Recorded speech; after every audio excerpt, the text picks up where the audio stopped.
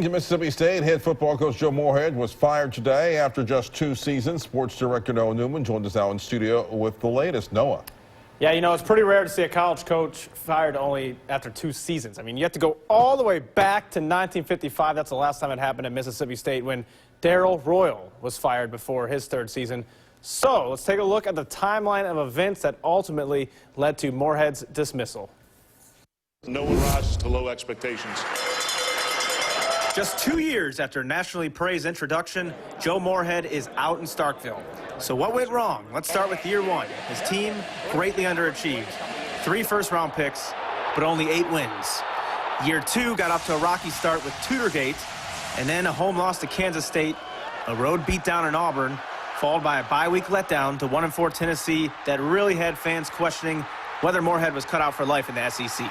This game and coaching in the SEC for about a year and a half now, in a lot of ways, has been a humbling experience. Fast forward to next week, another loss, this time to number 1 LSU, and another memorable press conference. The term fan is derived from fanatic, and I want our fans to be a little bit pissed off like I am, and I get that part of it, because as mad as they are, I'm twice as mad. It appears that Joe Moorhead could be on the hot seat.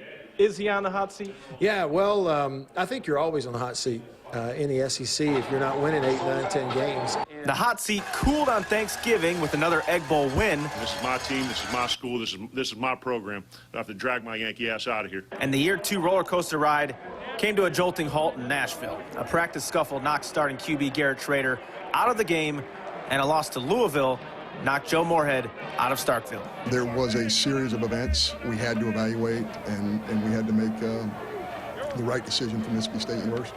We've got to have the person who is not afraid to come in and compete against the best of the very best, and I think the SEC West, it's not even close. I think at some levels Joe immediately got it, but I also think he recognizes the fact that he's got a coaching future in front of him, and that he's going to be successful. He's going to learn from this experience. All right, so I think one of the big questions is what is going to happen to that top 25 recruiting class Moorhead signed 2 weeks ago. We'll hear what Cohen has to say about that coming up a little bit later in sports. Ken.